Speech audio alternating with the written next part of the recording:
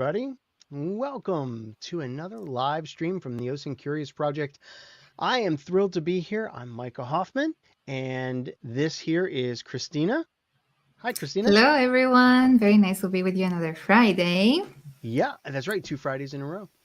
Mm. We also have our, not special guest, but our amazing colleague, Sector here. Sector, welcome. I mean, Hi, come on. He's everyone. special. He is special, isn't he? Oh, And thank you. and for those of you that are just joining us on all the different platforms, welcome to you. We are live streaming right now on Twitch, YouTube, and LinkedIn. For those of you that are just joining us because maybe you stumbled across some cool graphic that said, come to this live stream, welcome. Scrolling across the bottom of the screen right now are our details, our website, the user handle that we use on most of our social media, a link to our Discord for offline chatting, and if you'd like to support our show, we've got a Patreon patron link where you can send us a little bit of money. For those that are frequent visitors of our live streams, welcome back. I see some people like Lord Marcus and Food and Ashish and Food Mood are saying hi to us in the comments.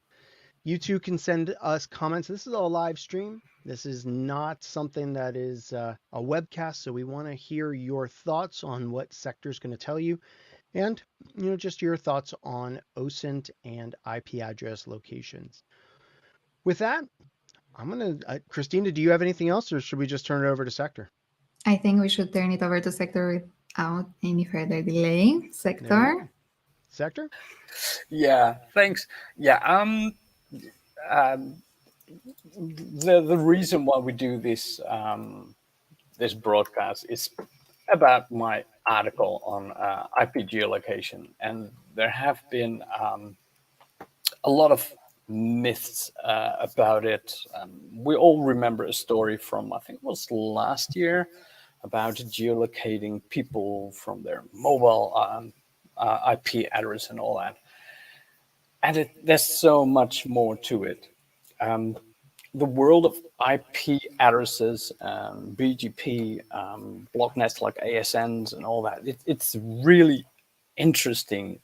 And especially if you know that with the shortage of IP version 4 addresses that most of us still use, people are actually selling blocks. So even African blocks end up somewhere in Asia, even though they shouldn't be there. They're illegally transferred all over the world. And an IP address that is actually, it should be located, according to the WHOIS information, should be located somewhere in London, could actually be used in Germany, for instance. And if you are just going to look at some kind of location provider that says, we have a perfect database and you can find out where this IP address is, usually it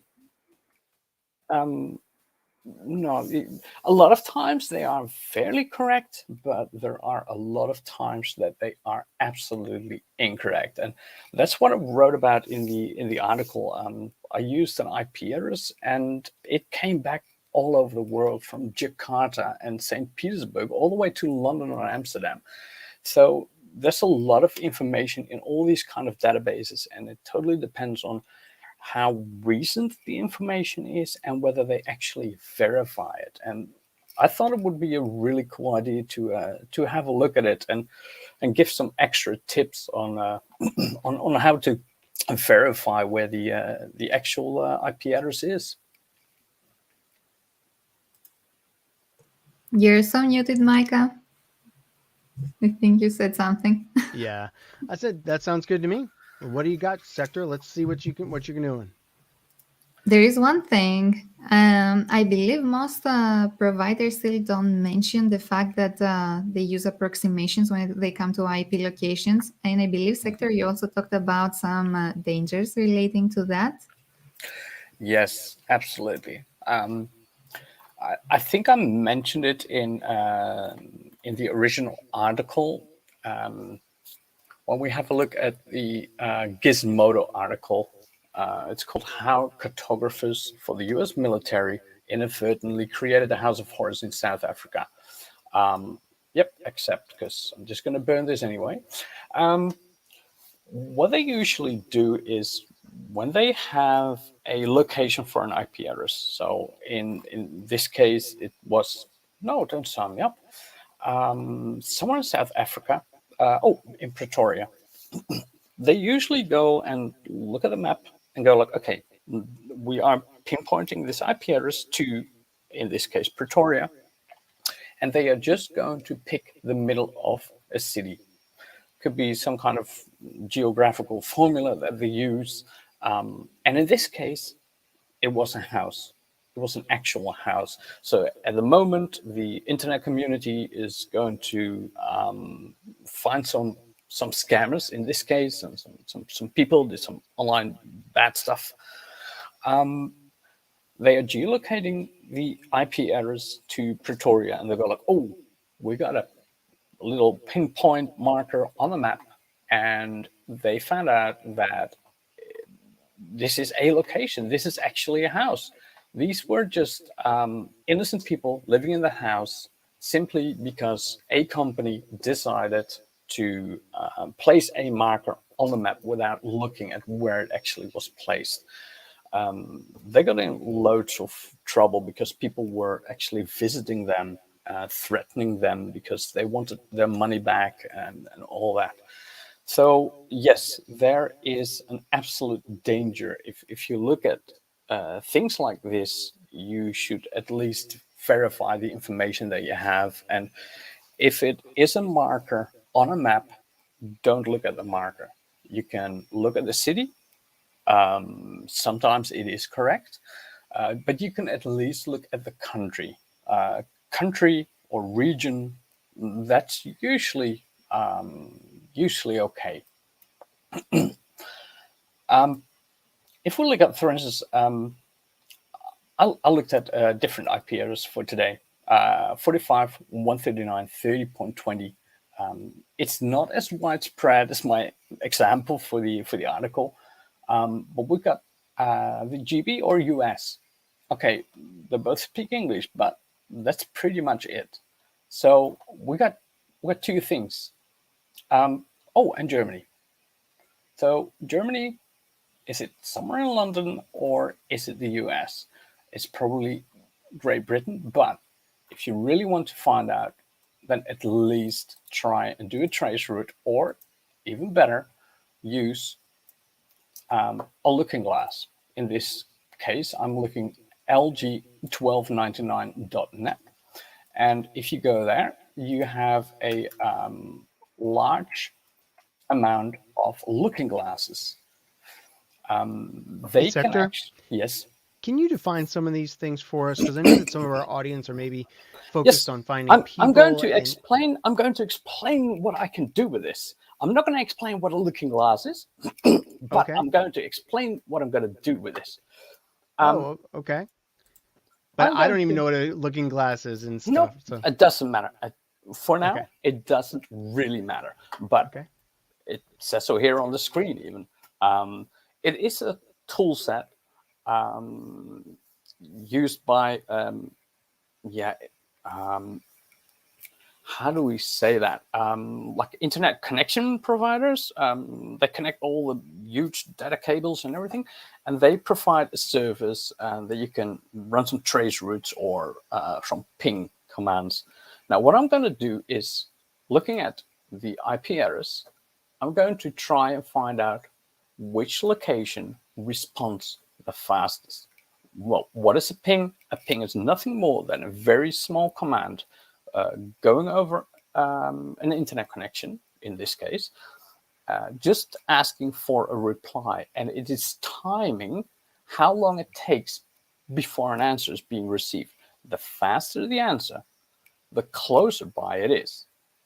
So I'm going to say I want to ping an IP address. And since we have Germany, US, and England, I'm going to pick one. Let's start with the US. I'm going to go, okay, let's go with Las Vegas. So at this moment, I'm going to ask a Las Vegas server, please give me the timing that from pinging that IP address. We're looking at 40 milliseconds. A lot of people go, oh, wow, 40 milliseconds, that's really, really not a lot of time. That's really fast. Well, in the world of internet, 40 milliseconds is a lot.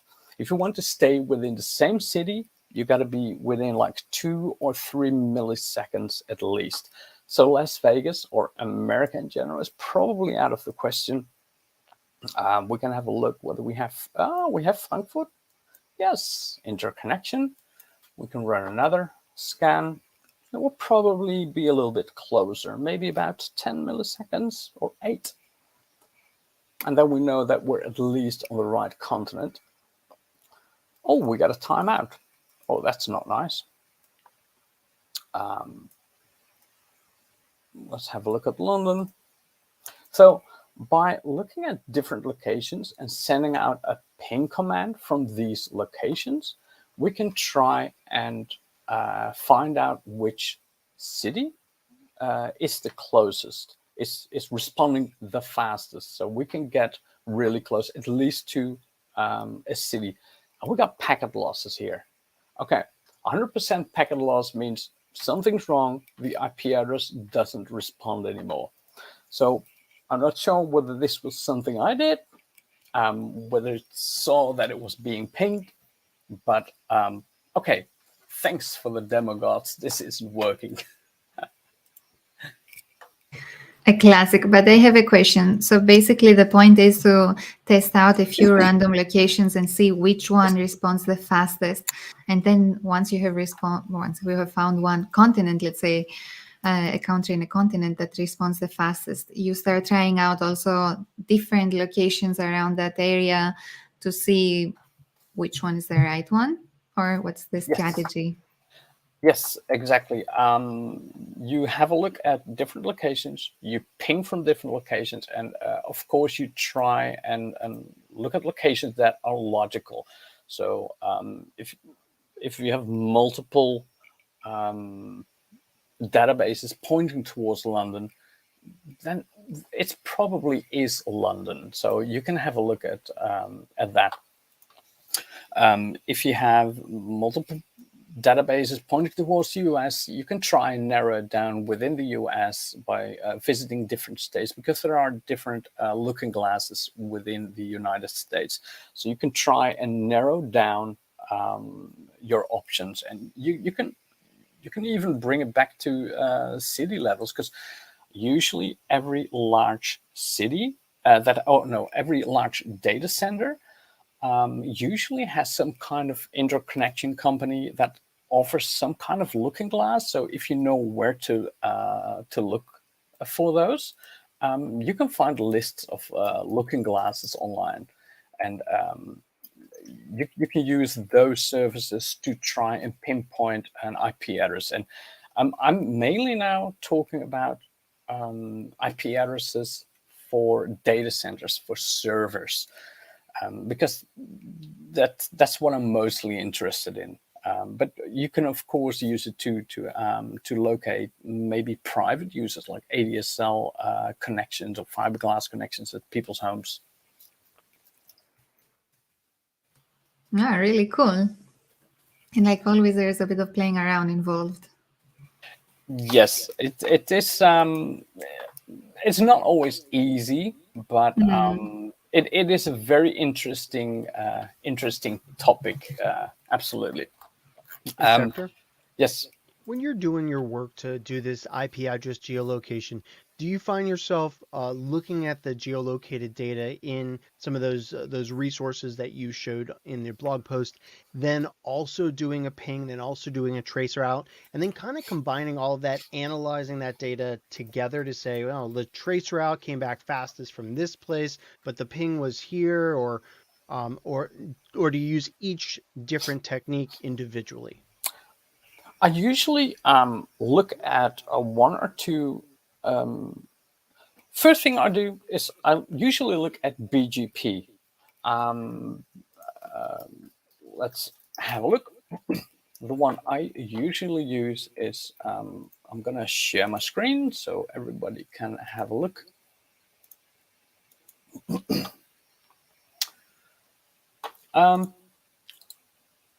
The Hurricane Electric offers, again here on the left, a looking glass, but it also offers up-to-date WHOIS information. So when I'm entering an IP address, it's going to first have a look at my browser. That's going to take a second. We are going to get some information. We've got the description, which is the company that currently holds it. We've got the ASN, or like the block of IP addresses, or collection of IP addresses that they own and where it's part of. And we've got WHOIS information. Now we see here, this is Great Britain, and the name of the net block, or the little collection of IP addresses, or the range of IP addresses, has a name. And we can also see that it's Great Britain in this case. So this already gives me a bit of information that I can go on. I can go like, okay, so this is probably Great Britain. These companies provide large internet connections internationally. They should probably roughly know where it is. So I can use that information. And then after that, I verify it by running a ping from somewhere local. And sometimes I can even get to the exact data center where an IP address is located. So I always use several things, or I look at mainly the BGP WHOIS information, or I use the website that I've mentioned in my blog and go for a resolver, because it gives me lots of different hits that I can go on. And after that, I'm going to have a look at different locations all over the world to try and verify that the IP address is indeed in London or wherever they say it is. Okay. Cool. So, for those of you that are listening to us live, if you have a technique that you use in the open source intelligence world that's legal, let us know how you locate IP addresses. Are there special things that sites that you visit, or tools that you use? Um, there's a question over here in the chat from a LinkedIn user. If we're looking at an individual's IP address, like returned from a search warrant, is the process the same, or are looking glasses different for servers, cell phone providers, home internet providers, etc.? Sector, can you use the same looking glasses for any type of IP, or is it different? Absolutely. The only thing is, when it's a customer connection, you might be able to get to a rough area, like on a province level or a state level in the US, but you probably won't get to a city. But since he's talking about search warrants, you can just get a search warrant to get the address of the person or company that currently owns that IP address or uses it. So that's also a big issue. You don't have to verify anything at all. You can just send a search warrant, legal request to an ISP, and you get your answer. Okay. And from what I am aware of, I believe this is also the only way to get a very accurate location or a name behind who's that specific IP address, isn't it? Or is there something Yes. that I? Yeah, that usually is a lot better to actually get a search, or send in a legal request to find out where it is, or in case law enforcement, they can also email the company that they see where it belongs to, and they can get more information that way. And technically, it is not OSINT anymore. So this is, of course, a different game. That's a whole different game, indeed. Yes. All right. See, there's another question. I'm not sure whether, that doesn't really have to do with geolocating, though. Right. Yeah. Um, yeah, there was another thing I was going to mention because we also talked about trace routes in the blog. And those kind of trace routes, you can also run them via those looking glasses, which is awesome. So you don't have to do it from your own VM. In this case, I'm running a VM and I'm connected via VPN, so it can't be traced to my home connection. But that's the cool thing. A trace route is basically mapping out each and every step of the way from point A to point B on the internet. And you can get information where it's going to. So we start from London, Telehouse North, which is over here. And then we get to some kind of customer net. We get to AMS NL, which is Amsterdam NL. And then it goes into a gateway and then it enters the IP address. This is the IP address I used for my blog on OSINT Curious. And this way you have another verification that you're looking at the correct country, because you can actually look at the internet traffic and look at all the big core routers on the internet and see what path the internet traffic takes to reach its destination. So that's another thing. Besides a ping, you can also use a trace route to verify where a server is. So with a trace route like that, where it is displaying every one of those computers that your traffic goes through to get to the destination, would you focus more on the end one and work backwards instead of starting at the beginning? Because like you said, this website here is starting out in London, and we're not so interested in maybe where it's originating, but we're more interested in the last 2 or 3 or 4 hops of this route. Yes, correct, because we need to verify where this very last IP address is. So we just jump one before that. And Okay. what we can do, we can copy that and we can go back to the whois information. And we can have a look where is it located. Does this say that this is also in Amsterdam? Well, this one says it's GB. So that's a little challenge that you have then. This is UK, this is GB, and we're looking at that very last address. And if we look at this one, it says in the name it's Amsterdam. So that's another step you have to go and have a look. Okay, maybe I should be so smart to have a look at this IP address and see whether the whois is correct or whether the ping can give me some answers. So we are going to start from Equinix in Amsterdam. No, we're not going to run a trace route. We're going to run a ping because I want to see, is it within like 2 milliseconds or not? Because that will give me some information. It's actually 40 milliseconds. So that's very interesting. So we can probably say this is UK GB, and I'm not sure where it was located when I had a look at it. In Netherlands, and I'm going to have a look at. Oh, I lost my trace route. So I'm going to have a look at my trace route again. So looking at all these things, verify, because it might actually be that it hopped over to Amsterdam and got back into London, which means that I actually have to change a blog on OSINT Curious because I didn't verify something. And now that is where the danger is. Even I can have it wrong. Yeah, a classic. We have one interesting question from one of our viewers. They say using pings and trace routes could notify a server that someone is looking at that IP. Is that right? And can you elaborate on that if so?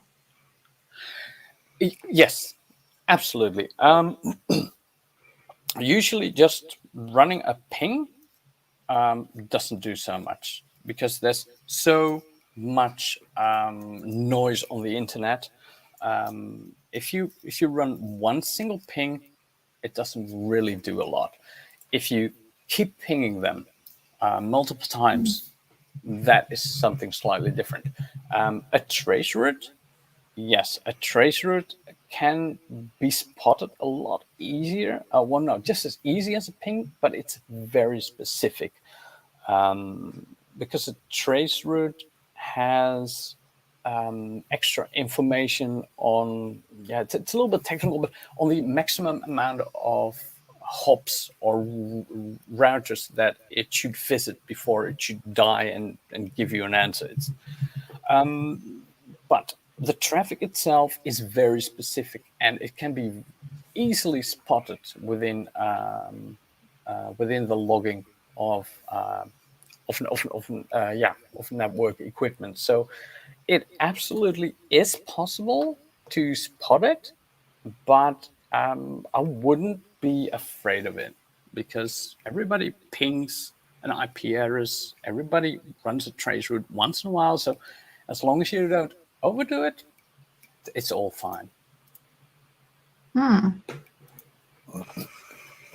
Okay, that's very good. So as long as we lay low, we try a few times or many times with a long time in between, like having more days in between, I guess.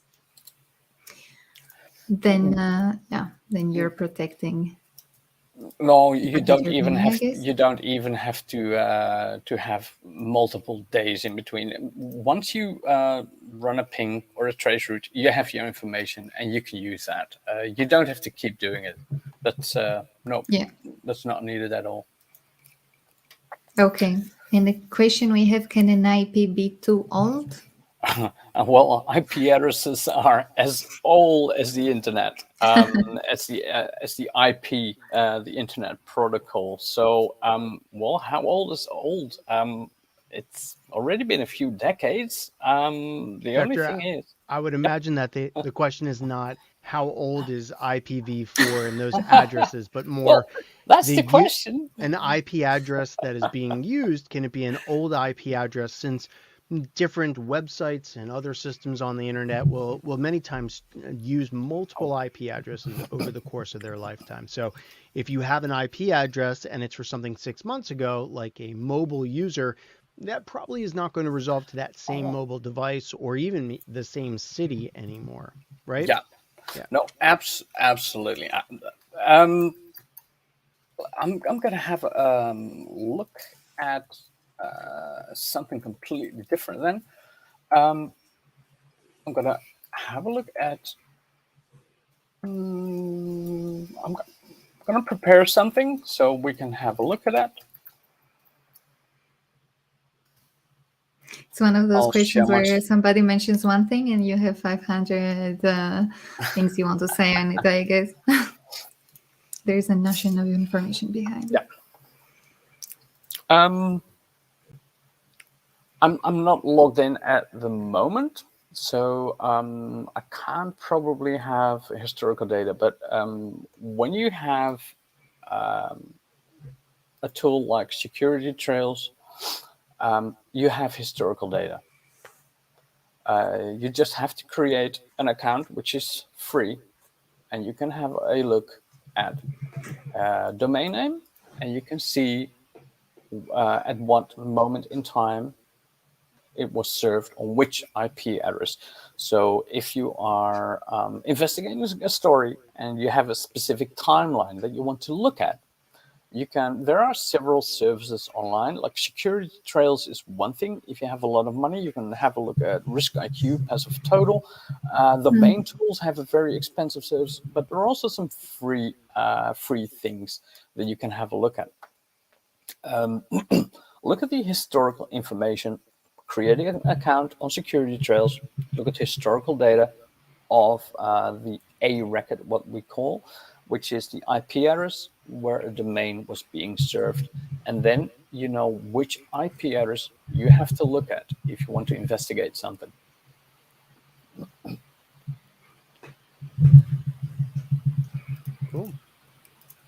Well, We've got some very cool questions here. Yes. Which one do you want to start with? Well, I see a LinkedIn user. Any tips if the same IP address is being advertised out of multiple locations? Yeah, like Anycast. Yeah, that is a content delivery network. um, I've actually had it running something, investigating some kind of domain. Um, and when I was querying the A record, what we just saw on security trails, which is the record that points towards an IP address, I got different results because I queried that like 2 or 3 times, and at one moment I found out that I actually received a completely different IP address.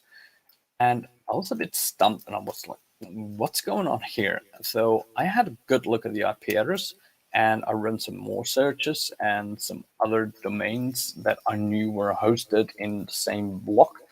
And it turned out to be indeed some kind of cloud provider. And they just served the website from the IP address that was closest by. So that is absolutely something that can happen. And no way that you are going to find out where it actually is going to be hosted, and unless you use some kind of unmasking techniques, try and find out where it's originally hosted, or you have to maybe work in law enforcement and subpoena them or something else. It's going to be very, very, very tricky. Yeah.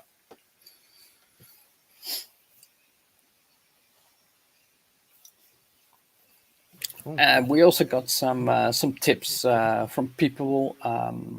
You can also have a look at the age of an IP address. Someone says Maxmind has that information for free. I know Maxmind has geolocation information. I'm not sure whether they have information on where a website is hosted on an IP address, but maybe Bashinho Sonderbash in the comments can maybe elaborate a bit on that. But I think we should also mention that a lot, not Max Mind, Netcraft. Netcraft. And Netcraft is something completely different, which is also a very, very cool initiative. They indeed also have lots of information on IP addresses and domain names. They really just completely changed their layout. So we can maybe just post a link into the chat so people can have a look at Netcraft themselves. They have lots of different services. They also do a lot of cybersecurity stuff, like they provide feeds with malicious sites and such kind of thing. If you're really into investigating domains and IP addresses, they also have a lot of historical information indeed.